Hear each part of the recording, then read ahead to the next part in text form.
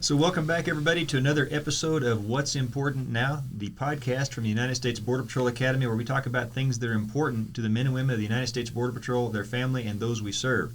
So here today, we have a very special guest. We have a friend of mine for a long time back now, Mr. Chance Farrar, who is the Deputy Patrol Agent in charge of the Special Operations Detachment in the Yuma sector. Now, what that means to us is he's in charge of the Sector BORTAC team, the Sector BORSTAR team, the Sector Mobile Response team, all of the special operations aspects that take place in the Yuma sector. A very busy sector in its own right.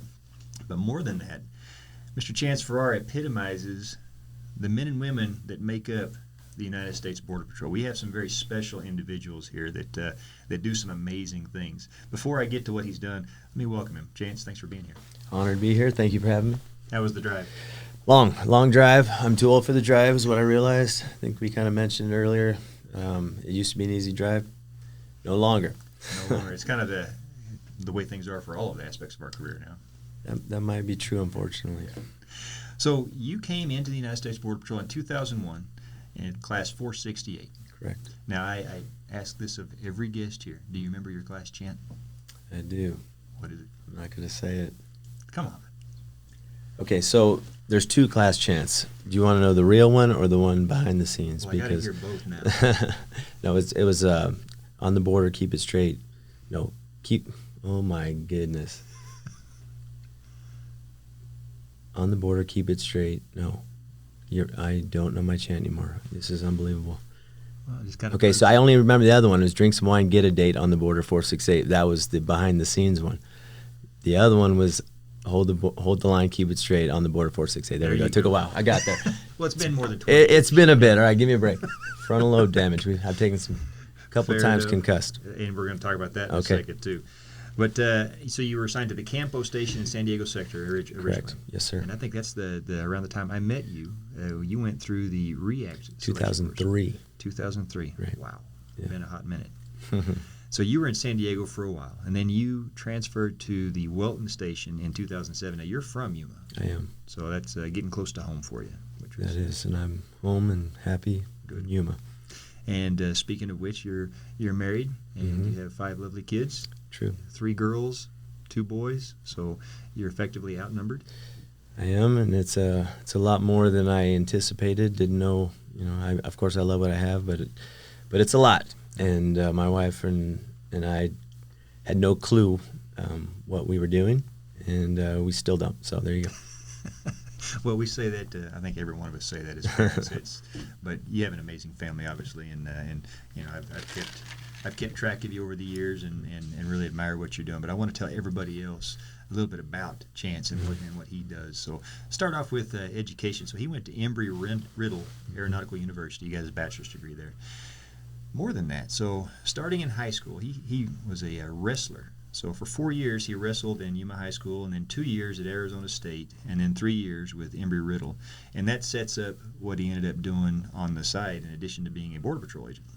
So he was the assistant wrestling coach at Embry-Riddle for a while. He was the head wrestling coach for Fourth Avenue Junior High School. Then he was the head wrestling coach in Winter Haven, California. And then head MMA and wrestling coach for the Arizona Athletic Club and the Yuma United Mixed Martial Arts, which spells Yuma. Right, and those are some gyms I started with some friends, and some of which actually. So, yeah, it's a long journey, but it all did start with wrestling, and wrestling is still a huge part of my life. I actually coach at Gila Ridge High School. We just finished our season, not as good as we had hoped, but we were sectional champions, which is an achievement. It's an achievement. What was it about wrestling that attracted you, that drew you? That is a great question. So this is what I love about wrestling. Well, here's what I love is the job application. I really believe as an adult, especially if you're in law enforcement, that you should never be more happy that you wrestled, because you have skills that you didn't know would apply to your job more than any other sport.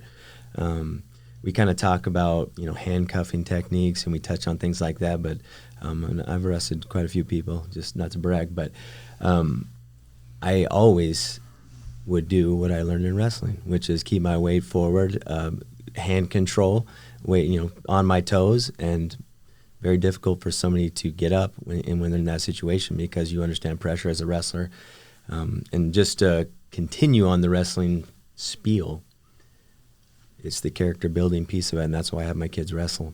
You learn to execute skills without thinking, and that's kind of a lot of what we have to do on the job. When in a tactical situation, there's no time to think. There's really time to do, and you're a product of your training. So if you train yourself correctly, you're gonna execute in that moment, and hopefully have successful outcomes. And a tremendous amount of discipline it takes to actually do wrestling and do it well. Yeah, and that's the character building piece of it. If you want to be a good wrestler, you learn the culture, right? The culture is you learn to outwork your opponent. You learn to have that will to train and prepare for a match that you don't even know is going to happen. But if you don't develop that, or if that isn't part of your culture, you're not going to be good at wrestling. But so it's just pretty much every wrestling program, we call them extras. If you're only training hard in practice, you're not going to achieve anything in wrestling. Wrestling is what you do outside of practice, what you do in your, the choices you make in your personal life with what you put in your body, your nutrition, your strength programs, the things that you do extra, because there's another wrestler out there that's training to beat you. But that mindset carries over into life, and so I'm a big advocate. That sounds like a metaphor for the law enforcement profession. That's how I feel. You're training because there's somebody training to beat you. Thank you so much, because that's exactly better put than I could have said it, but that's how I feel. A lot of life skills to be learned, yes. Especially as a kid.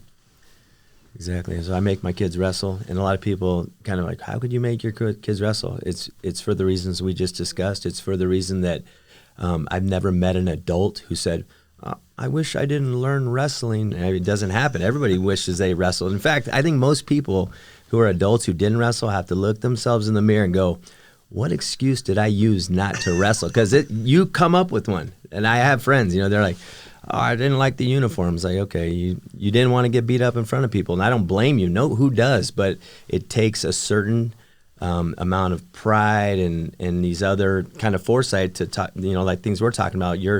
Look ahead. You're going to be a stronger person, and in order to do that, you have to go through this process. So growing up in Oklahoma, I wrestled, but nothing like what you did. But I can remember you wrestled. That's all I need to hear. Good man. The singlets is what they're talking about. Yeah, exactly. Nobody wants to wear it, and I do remember plenty of times having to take that ankle bracelet off that was the either red or green. Yes, sir. And if you lose, it was a lot more difficult to do than whenever you stand there hanging on to it, and the referee's the other guy's hand, and you're there in front of God and everybody taking the loss. It's humbling. Very humbling. And that humbling thing is what another piece of this develops a good person. Humble people are good people. Doesn't mean that there aren't arrogant people as well, but for the most part, wrestlers get humbled all the time, and so you learn to be a good person. You learn that you have limitations and train your way through that adversity. And you already mentioned it, training for the adversary that you don't know that you're going to have soon. So it's great. So I mentioned that because you did a lot more winning than you did losing. I beg to differ, but I appreciate you saying that. So two-time collegiate All-American team, 97-98. Yes, sir. Two-time collegiate wrestling national finalist, 97-98.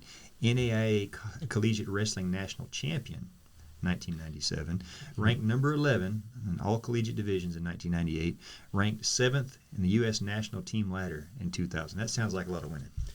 Well, I mean, there's a lot of losing there too, but it was my life at the time, and I lived it, and I really focused on developing those skills, and I think that really was the only thing that got me anywhere in life, really, because I didn't have anything else to focus on. I do have a love-hate relationship with wrestling because it's a very tough sport, and that grind is not always pleasant, but I think that the product is worth it. Well, and we talked about it before, the sacrifice. So you said that it dominated your life during that time. Yes. That's what it takes to be a champion.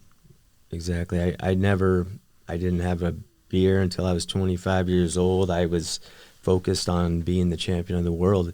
Even this is before MMA was a thing. I always thought in terms of this is something that I want to be good at. And fighting kind of was taking off at around that time, but it was in its infancy. So there was no weight class for me at that time. But I was still literally training. I grew up boxing as well. My father was an interesting character, and I had brothers. But the point is, I just always had that in me for whatever reason. I really believe I credit to wrestling because of that mindset, and it just kind of, again, spilled over into other avenues.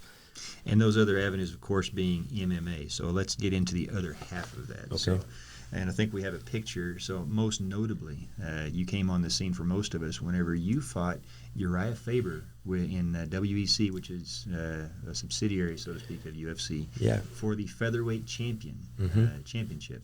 And that was that your first professional MMA fight? No. So at the time, the WC, that was the pinnacle of the weight class, 145, the featherweight. UFC had the 155, but they were both Zuffa-owned organizations. And so if you wanted to be the champ of the world, at the time you fought at the WC in my weight.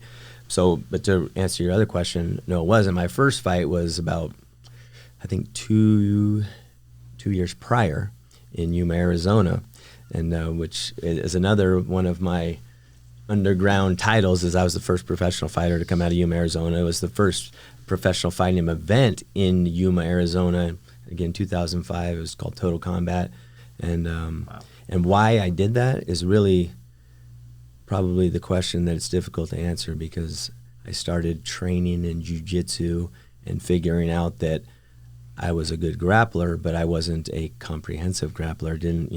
Started training with Ryan Orpalo. Actually, a funny story is at the Border Patrol Academy, Ryan Orpalo, who was an instructor, he choked me out, and I had never been choked out. I had never really done jiu-jitsu, and so, but that experience spilled over. So as soon as I got stationed back in Campo, I looked up Orpalo, and he sent me over to Fabio Santos Jiu-Jitsu, and then I proceeded to get choked out over there many times, and developed a love. It's still grappling, but it's just a different form of grappling, and of course has a lot of variables that are required to be able to compete in MMA. And it just kind of makes sense, because as a wrestler, you're trained, you want to get the person on their back and pin them. Right. And that's exactly where the jiu-jitsu person wants to be. Exactly. And so once you get them there and they're home and you're done, and so you had to make that transition. Right.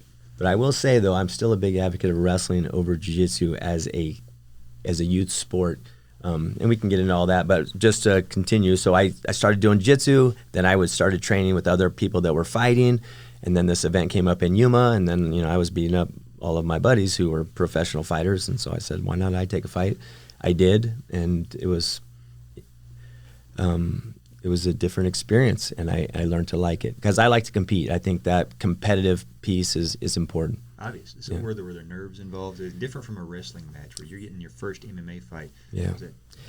So it was and wasn't. So because I wrestled my whole life, so many matches, there was a point where I never got nervous anymore for wrestling matches, but this revived it, because when I was walking out to the cage, I remember that feeling, and I tell all of my fighters this, because your first fight, you'll have this feeling, what am I doing?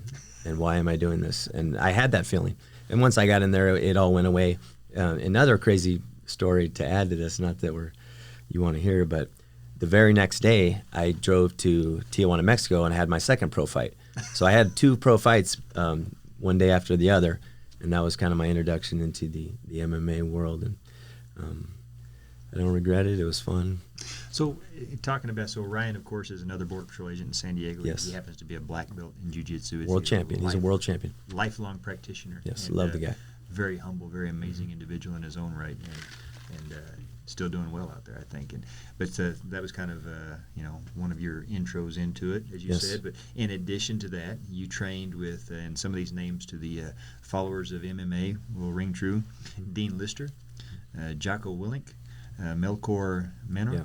Mel Menor, right? Yeah. And then there's a whole He's a list Muay Thai of world champion. Dean Lister, multiple time submission world champion. And then Jocko, everybody knows Jocko. But Jocko was not the Jocko he is now at that time. He was just this, stoic, real life kind of comic book character, superhero that stood in the corner and yelled at us, and everybody listened. Everybody listened, and it wasn't because he could whip us. It was just he was very demanding, and you didn't want to let Jocko down. And I was very fortunate to be around people like him, and of course Dean Lister, super technical grappler, and I learned so many little tricks from him. So I would just happen to be in the mecca of MMA in San Diego at the time by happenstance, by I think a natural tendency to seek out good people, competitive people, and that's kind of what happened. A group of guys, there was other people involved. Greg McIntyre, who was a WC, Shannon Gugerty was a UFC fighter, all these guys, and like you already mentioned, Ryan Rapallo, we all kind of just got together and would train. And it was just one of those great things, and then everybody splintered off and did their own thing as life develops, but I was very, very fortunate to be amongst them. And not only that, you did some supplemental training with the likes of Dan Henderson, Shogun Hua, Ninja Hua. When you get around people like that and you're getting ready to lock up with it, are you not scared? Yeah, I think that got removed from me. I don't know why. I never. I'd be awestruck. That got removed. I lost a piece of myself because I stopped getting nervous. I stopped. Maybe it was a defense mechanism. I'm not sure, but I really. I get more nervous talking to you right now on this podcast. And camera does that, yeah. Yeah, but as far as fighting is concerned, I really, besides that first walkout, I stopped. I never got nervous. I never got nervous in training. I enjoyed combat sports. So 12 professional fights you've had. You were the Desert Rage FCF champion. You were contracted with World Extreme Cage Fighting. We talked about that. That's under the UFC because the featherweight at the time that existed there and not in the UFC. Exactly. 2007 World Featherweight Championship title fight against Uriah Faber, which unfortunately, if you're going to lose to somebody right. like that, it's right. So that's kind of a funny story how that fell together. Is just I had only had 5 pro fights. I was training with Dominic Cruz, who was one of my training partners at the time, and Dominic Cruz had just lost to Uriah Faber, and I had kind of been watching, and everybody knew that I was kind of the king of the lightweights, if you will. And one of the managers kind of said, "Hey, I could get you this fight if you want to fight." And if you know me, I don't really turn down fights. I don't do well in that. So I of course accepted it, and that's where my life went. But as far as like work, this was a different time, right? So I was a full-time board patrol agent, and I was committed to a 24/7 call-out team with React. And that was my priority. Fighting was a hobby. It was after work when we were training. So, but I could do that back then. I could still be a good board agent and a fighter. But the sport has changed and evolved, and I would never be an advocate of having any of my pros do anything other than focus on fighting. And so I don't say this as an excuse, but I don't even think I took leave for the fight. I think I just left to Vegas on my scheduled days off and went and fought Uriah Faber. It was that kind of a lifestyle. So let's talk about that experience. So when you went there, just on your days off, you're driving up there. At some point, it has to hit you, whether you're walking out to the cage or not. I'm about to fight for the World Championship title against one of the most famous people at the time in MMA. Right. How did that feel? Well, I think I told you, I knew I was going to win up until I lost. That's just how my mind works. I don't see myself losing hardly ever. And I had a ton of success in training. I had his sparring partners come to San Diego, and I cleaned them out, and they all told me how I was going to destroy Uriah Faber. So I had no reason to believe I'd lose. But failing at the margins of your training is what I believe did happen in that fight. I had never been slammed and reversed like he did to me, and I think that really affected me. It was something I was uncomfortable having happen. It never happened to me in training, which goes to show me that I didn't, put myself in enough situations to where that could have happened, and I ensure that my fighters are kind of exposed to every danger zone situation possible to make sure that little, mental lapse doesn't happen to them. So I think there is training value in it, but really that is the best way I can describe it. Is as soon as the fight shifted away from me, I mentally shut down, and I have to live with it. And I look back on it going, what happened to you? Well, but at least you stepped in the cage. Well, I mean, that's the easy part really for me. But well, so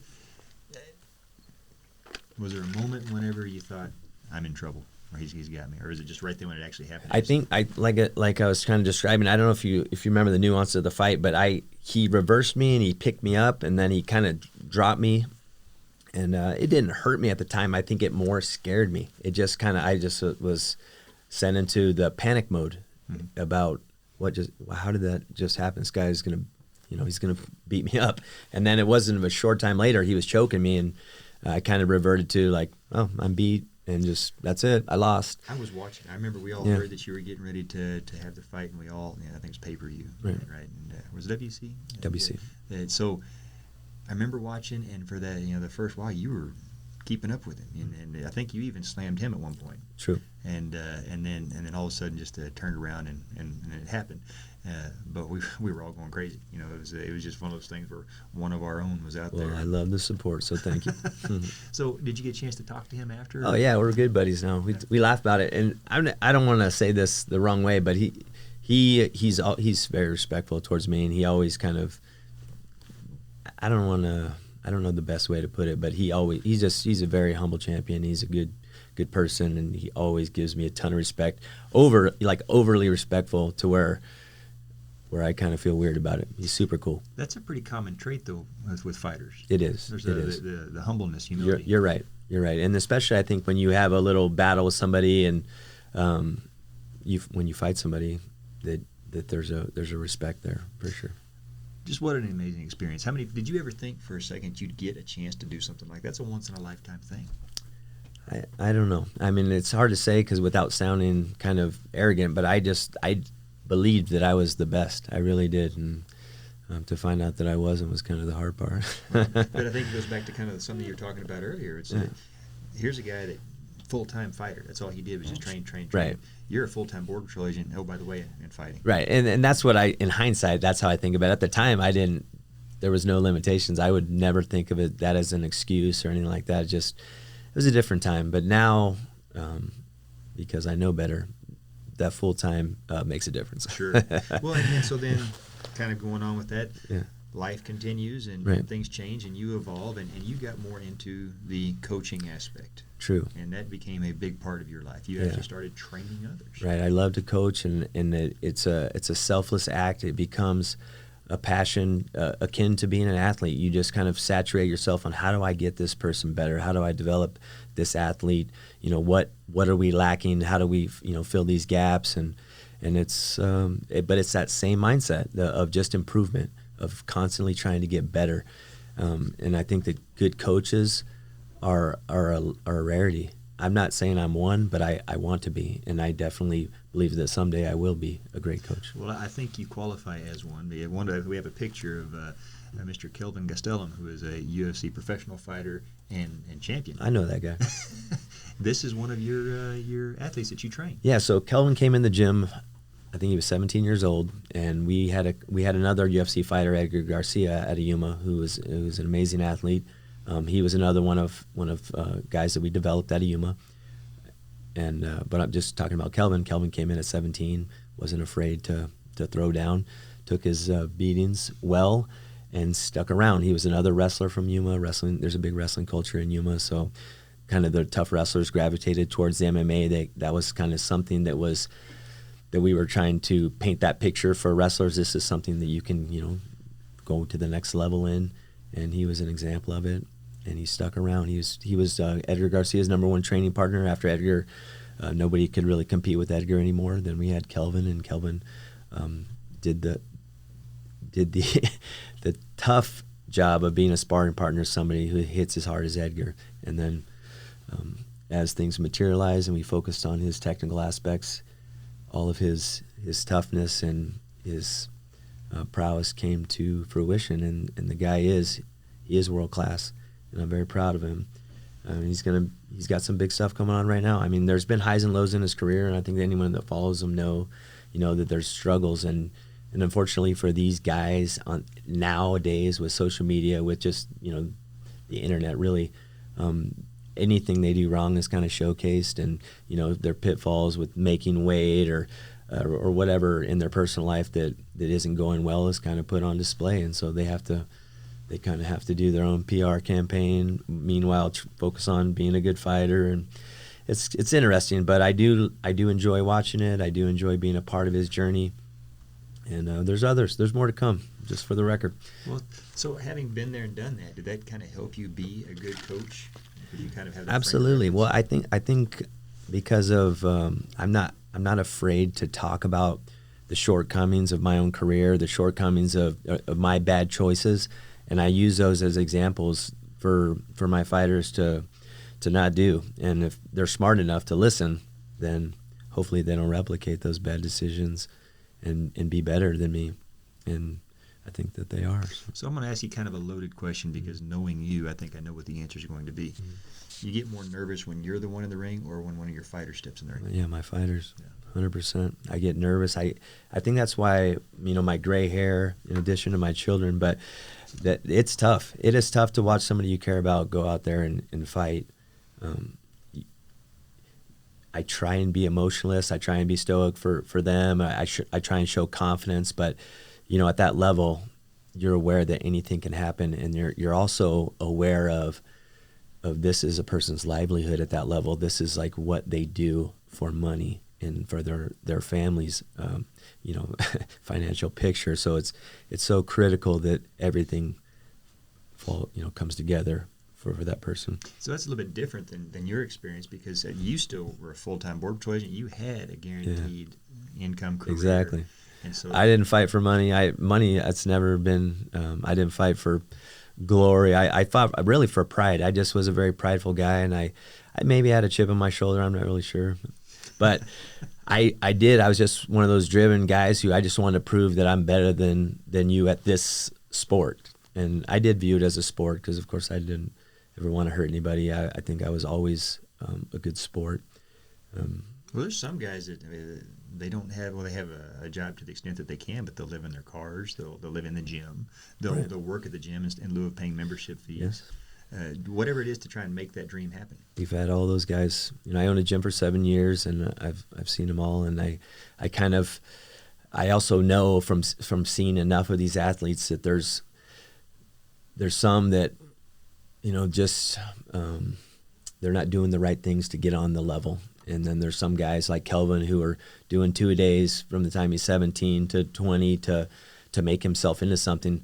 So there's sacrifice, no doubt, but then there's also there's good training, right? Some guys are just doing the wrong things. They're not really focused on developing their skill sets, kind of like a pro athlete should, right? I mean, we try and get stronger, faster, and more technical.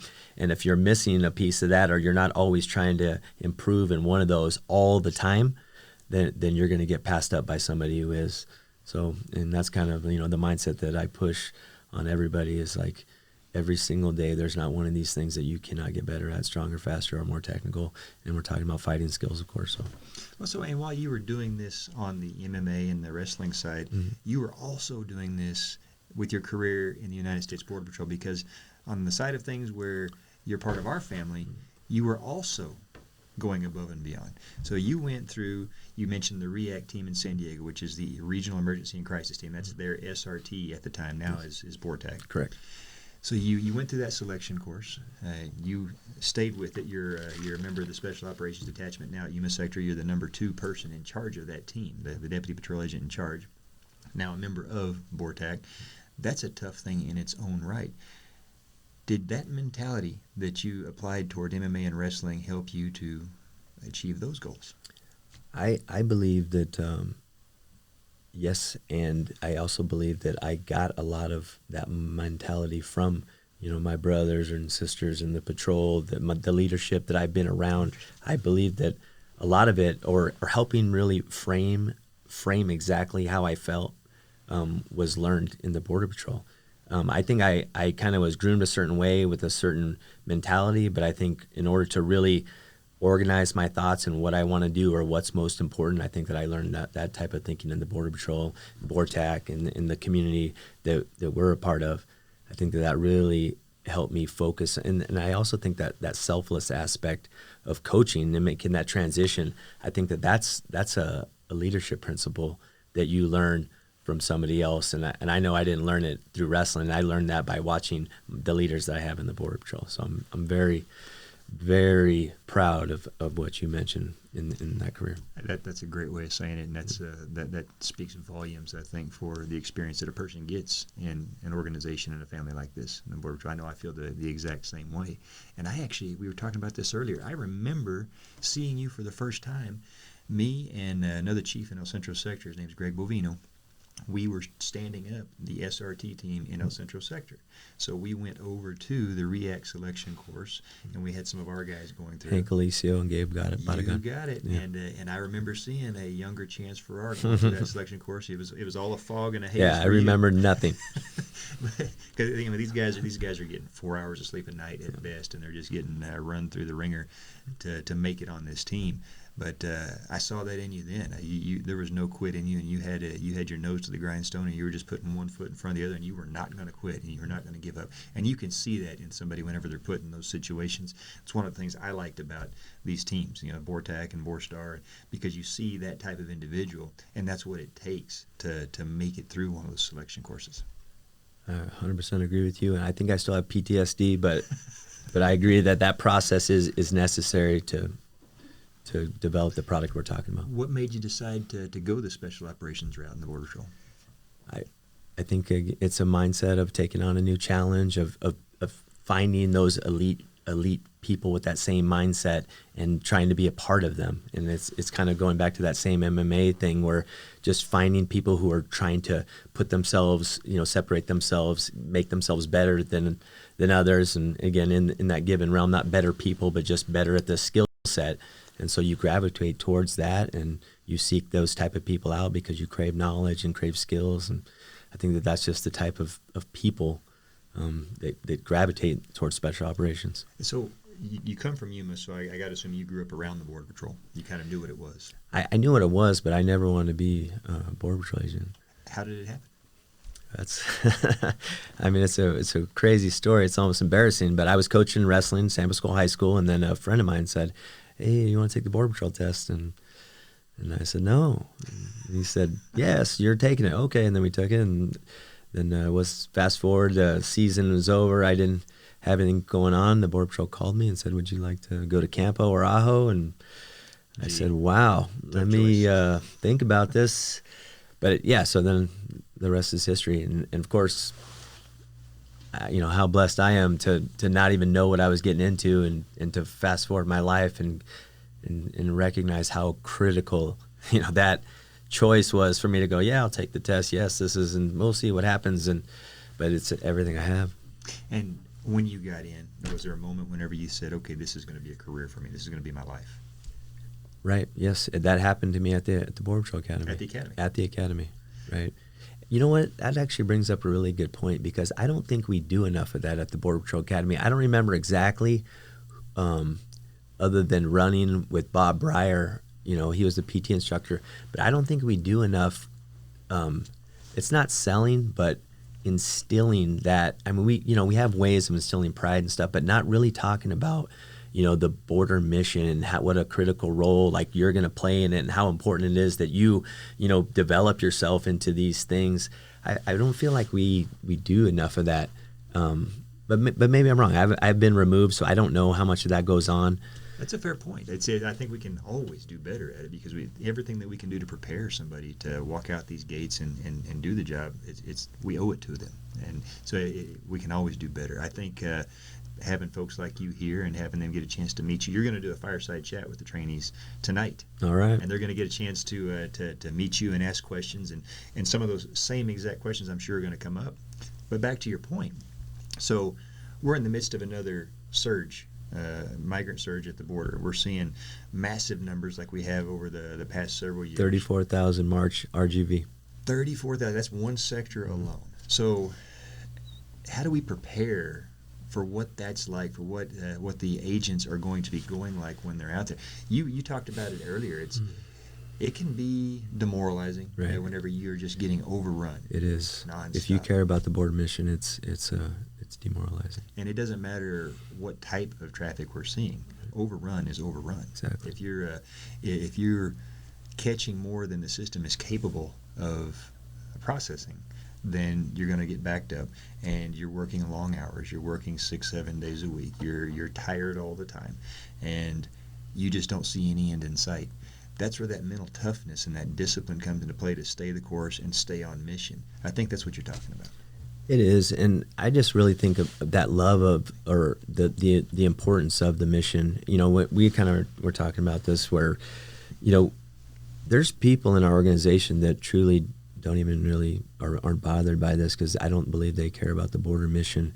And I always wonder like how you do this job and not do that. Now, hopefully that's a very small minority, but I actually have had these conversations. And so how do you motivate somebody who isn't really motivated by anything that we're talking about, that they don't, clearly good border patrol agents want to catch a person that's doesn't want to be caught, right? The ones that truly have something, they're going to come here for bad intentions, but then we have this surge and, we have this other dynamic that we're not comfortable with, but then we also have the dichotomy of the ones that we're trying to catch, but our time is split. And how do you stay on task and still maintain that motivation? As super difficult. I know I'm just rambling, but no, it's a struggle. It's a struggle, and I try and talk to as many agents as I can, for the record, and I have these conversations, and I tell them, stay the course, brother.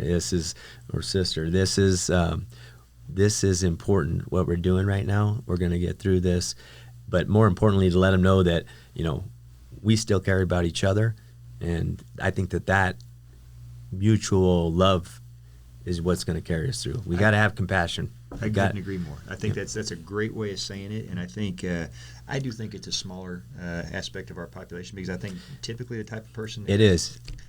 I'm sorry to say that. I shouldn't have said that. No, it's good. I think it's a fair point. You have to point out, in all transparency, every group of people has folks that lack motivation. Yeah. But by and large, I think the people that are called to this type of profession, called to being a public servant, they want to serve that greater good. They want to do something bigger than themselves, and that's predominantly who we have in all along. It is, but maybe that should be one of the polygraph questions now. Do you believe in the border security mission? And then that's part of the selection. Good point. Human Resources is probably listening. We'll see if they buy into it. Put that in the comment box. So they go through this every couple of years. This is not, if you've been in the Border Patrol long enough, you see it's like a roller coaster ride. You go through surges, you go through ups and downs. There's times when things are favorable for us, and there's times whenever they're not. But what holds us together, that glue that makes us unique and special, in my mind, is exactly the kind of thing that you're talking about. It's we got each other's back. We're a fraternity, a brotherhood, a sisterhood. Right. And as long as you know that you have that person to your side that's always there with you and for you, it makes it easier to navigate through some of these trying times. Love it. There's another piece of that, and that's our family. Yes. Now, I know that you are a big family man, so much so that your career and your life has turned to that more and more the further down the line that you get. Maturity, I think, really, because trying to be an athlete is a very selfish decision. It's a lonely journey, but it's just very self-absorbing, and athletes kind of get the bad rap for the arrogance, but it's true, because in order to be great at something, you truly have to be self-absorbed and this false sense of confidence and all these other things. But as you get older and you recognize like what's most important, that starts dissolving. You start recognizing like I am definitely not the most important piece of this puzzle, and what you give to other people, what you pass on, those are the key things, and your family being probably the most tangible, the most tangible thing that you could ever, give to the country is, a good family, putting good people, back into our country. And well, I think it for me, they're reminders of why I do what I do. Those are the ones. That's a good way to put it. In my mind, that I'm protecting. That I'm the way of life, our values. That's what matters. And they also keep me grounded. They keep me stable, because when I walk out there and I do the job each and every day, they're the ones that are staying behind. They're the ones that are enabling and allowing me to go out and do whatever it is I'm going to do. You can't put a price on the importance of that foundation. You're right, and I always wonder if we should definitely think in those terms about the importance of our job, and then of course the impact on our country and the future for our children. Super important. And maybe that's something else that kind of isn't talked about enough, is like, what are the impacts of illegal immigration? What is the impact of the job we're doing? It's very rarely discussed, and I know that I believe wholeheartedly that it's just a super important mission, and it's of course something I dedicate my life to. And so you made the decision, and you're no longer, you don't have a gym, but you still do some training in your Yeah, garage. I coach some pros in my garage. I coach wrestling at a high school. I coach my children. And of course, you know, we've both gotten older, and so your 7-day work weeks, 14-hour days or fewer, which is thankful, because you're burning the candle at both ends at that point. Sure. You're you know, a leader in the organization, and so that starts to enable you to focus more on the family. Yeah, my priority is my family, especially my off time, because I of course have learned the hard way that if you don't have that balance of that personal, you know, time, and your off time being more important than anything, that I think that you actually don't do as well, you know, on the clock, if you don't really learn to be a good ambassador off the clock to your family and your hobbies, or, you know, you just whatever it is that you like to consume your time with, but something that's important to you off duty. I think it just makes you a better agent on duty. That's great advice. You talked about it earlier. You said that if things aren't well at home, it's tough to focus on the job at hand. True. I think that's a good way to put it. And I think you know, the older we get, and it's unfortunate because both you and I had this happen. You know, coming up when we're younger, we don't realize the value of that, and we don't prioritize family the way that we should. And that's always one of the biggest pieces of advice that somebody that's senior in the organization at least tries to impart on the trainees. And it sounds like that's kind of a similar thing that you're saying. Right. And a lot of this has been learned the hard way, but I definitely try and push that out to as many people as I could ever reach, and say your off time is super important, and don't waste that time. Make sure you make the most of it and focus on, you know, whatever your priorities are, and typically it's somebody's family, because that's what, you know, when you have a family, that it's a no-brainer. It becomes a no-brainer. That's the most important thing. Good advice. So let's talk to specifically the men and women that are interested in the Border Patrol, or maybe trainees in the Border Patrol, or even law enforcement in general. So words of wisdom. So we look at what it takes to get to the front door. You know, what do they need to do to prepare themselves, and what can they expect when they enter into the law enforcement profession, or more specifically, the Border Patrol family?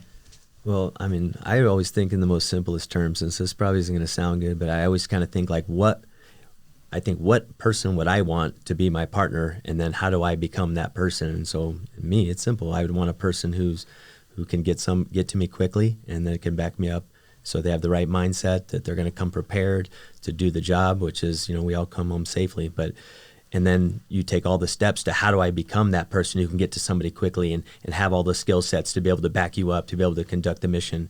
And that's kind of what I try and push, which always goes back to the type of, I frame everything in training.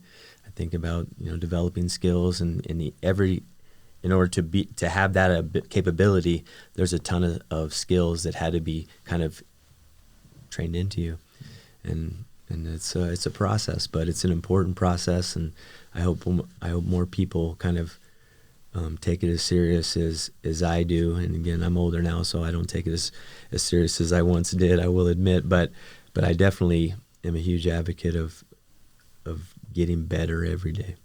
And now that you've done the job for 20 years, and you know what the profession is all about, was there anything that you expected when you were coming into law enforcement in the Border Patrol that was completely different? Well, I came in blank slate, so that's a difficult. I do think that as I've gotten further in my career, just kind of seeing the politics and things like that, those were things that kind of I didn't really anticipate. I didn't recognize how much policy and politics can kind of influence our organization, and maybe even detract from our overall mission sometimes. But again, that's not my cross to bear. I just try and focus on the mission at hand. And that's why I love special operations. It's everything's simplified. It's like this is the problem set, and now we feel, you know, we come up with courses of action to go and address the problem. And I think that's a great way of looking at it, and it's great advice. I can tell you, most people, I think, whenever they have this image of what law enforcement is, they think about what Hollywood portrays on the movies and TV, and you don't realize, everybody thinks about this authority and this power that you have, but you're a public servant. And there's a lot more moments of frustration where you're serving, after all. So there are moments and abilities where you exercise enforcement of the law, but that's not the majority of the time. The majority of the time, you're out there serving. A lot of people don't think about the Border Patrol, the number of rescues and the number of lives that are saved. Oh, yeah. That you're putting your life on the line, helping somebody out of a situation that they found themselves in they can't get out of. That doesn't get talked about very much, and that for me that was some of the surprising aspects, because you have this image of whatever your favorite TV show is for for law enforcement or movies, and you get there and you find out if that's even real at all. It's just only a very small part of it.